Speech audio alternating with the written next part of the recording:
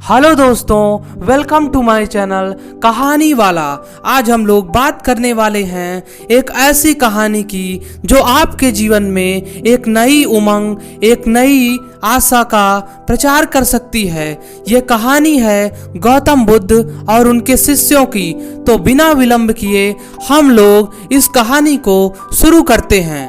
एक बार की बात है, गौतम बुद्ध और उनके प्रिय शिष्य एक गांव से दूर किसी महानगर में जा रहे थे।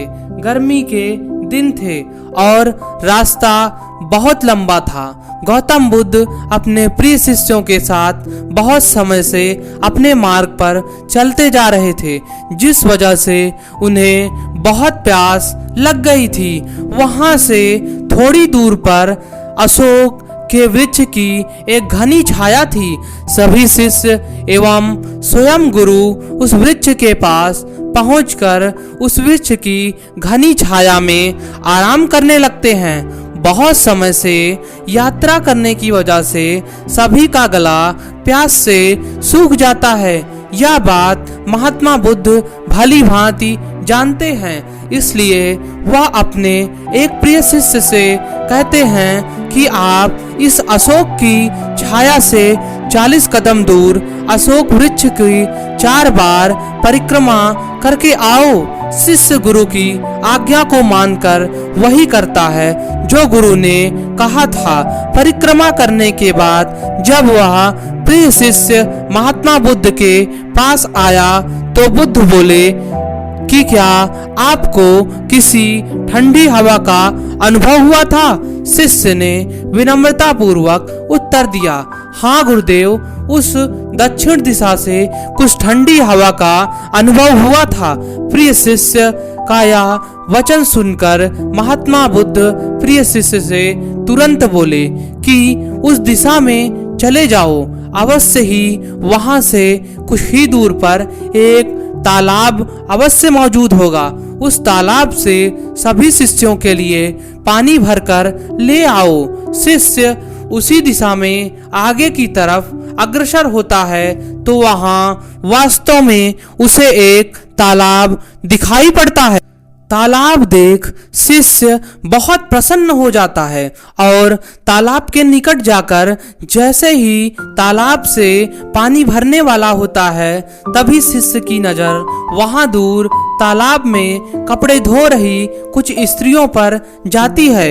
यह देख शिष्य मन में सोचने लगता है कि यह पानी तो मैला हो गया है, लेकिन जब शिष्य ध्यान से तालाब के पानी को देखता है कि अभी भी तालाब का कुछ पानी साफ है। इतने में 2 बैल गाड़ी जोर से तालाब के किनारे से होती हुई जाती है। इतनी जोर से निकलते ही तालाब के नीचे बैठी बहुत सारी मिट्टी तालाब के ऊपर आ जाती है कि जिस वजह से तालाब का बचा हुआ पानी भी गंदा हो जाता है। यह देख शिष्य बिना पानी लिए क्रोध में महात्मा बुद्ध के पास वापस चला आता है। शिष्य बड़े ही निराशा भाव से महात्मा बुद्ध को सब बात बताता है। शिष्य की बातें सुन सभी शिष्य बोलते हैं कि हमें तुरंत यहाँ से निकलना चाहिए, किसी दूसरी जगह पानी की खोज करनी चाहिए, वरना प्यास के मारे हमारी जान निकल जाएगी। इधर महात्मा बुद्ध सभी को शांत होने के लिए कहते हैं और बोलते हैं कि धीरज रखो, कुछ देर यहीं बैठो, उचित समय आने तक संयम बनाए रखो। सभी महात्मा बुद्ध की बात सुनकर शांत हो जाते हैं और वहीं बैठ जाते हैं। कुछ समय बीत जाने के बाद महात्मा बुद्ध फिर अपने शिष्य को उसी तालाब से पानी लाने के लिए कहते हैं। शिष्य बिना कोई सवाल किए उसी तालाब से पानी लेने के लिए फिर चले जाता है। तालाब की हालत देख शिष्य को यकीन नहीं होता कि तालाब का पानी पूरी तरह से साफ होता है। यह देख शिष्य बहुत खुश होता है और पानी भरकर महात्मा बुद्ध के पास आ जाता है। सभी पानी पीकर अपनी प्यास बुझा लेते हैं, लेकिन अभी भी सबके मन में एक सवाल था कि आखिर यह चमत्कार हुआ कैसे? तालाब का गंदा पानी कैसे साफ हो गया? उन्हें लगा कि यह महात्मा बुद्ध की ही कोई शक्ति है। इनमें से एक शिष्य ने सवाल पूछा, महात्मा बुद्ध से पूछ ही लिया कि यह चमत्कार आपने कैसे किया? तो महात्मा बुद्ध ने उत्तर दिया कि यह कोई चमत्कार नहीं है, यह तो आप सबके सब्र का फल है।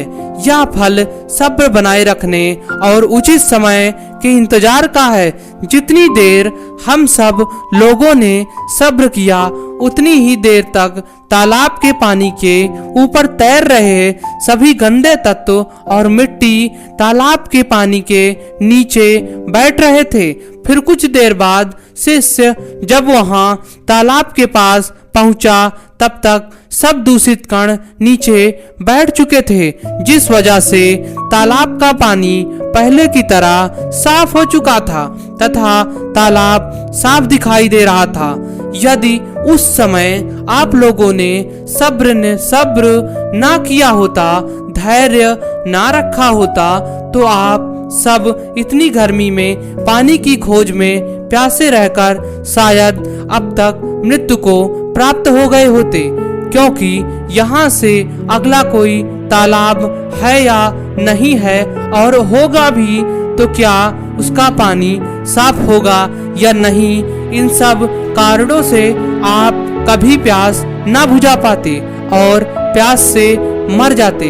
फिर इतना बोलने के बाद महात्मा बुद्ध शिष्यों को एक शिक्षा देते हुए कहते हैं कि जैसी स्थिति हम लोगों के समक्ष आज आई है, वैसी ही स्थिति और मुश्किल दौर जिंदगी के हर मोड़ पर आपको मिल जाएंगे।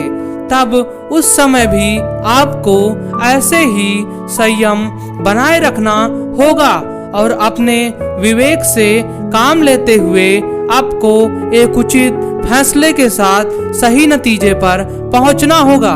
हर मुश्किल दौर में सब्र रखते हुए ऐसे ही शांत मन से ही कोई फैसला लेना चाहिए, जिसका आपके और दूसरों के लिए अच्छा हो, क्योंकि ऐसी स्थितियों में लोग अक्सर गुस्से में आकर अपना सब्र खो देते हैं और गुस्सा तथा जल्दीबाजी में गलत काम और फैसला कर बैठते हैं, जिसका बुरा परिणाम उनको अपने आगे के भविष्य में देखने को मिलता है, जिसमें खुद का नुकसान अधिक होता है। कुछ परिस्थितियां जीवन में ऐसी होती हैं जहां हमें सब्र बनाए रखते हुए उचित समय का इंतजार करना होता है, लेकिन लोग अक्सर यहीं पर अपना सब्र खो देते हैं और उचित समय आने का इंतजार नहीं करते, जिस वजह से उनको आगे चलकर दुख और मुश्किलों का सामना करना पड़ता है।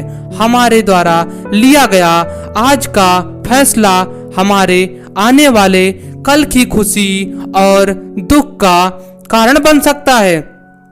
तो दोस्तों, हम कहानी से यह शिक्षा लेते हैं कि अक्सर इंसान जिंदगी में आने वाली परेशानियों के बारे में सुनकर बहुत परेशान हो जाता है, जिससे उसे बहुत सी समस्याओं का सामना करना पड़ता है। तो इस बुद्ध की स्टोरी में हम लोगों ने सीखा कि इंसान के मन में एक सकारात्मक ऊर्जा का संचार होना बहुत आवश्यक है। ये कहानी अच्छी लगी हो तो इस हमारे चैनल को लाइक करें, सब्सक्राइब करें और बेल आइकन को दबाना ना भूलें, जिससे हमारी सारी कहानियाँ आपको सबसे पहले प्राप्त होते रहें।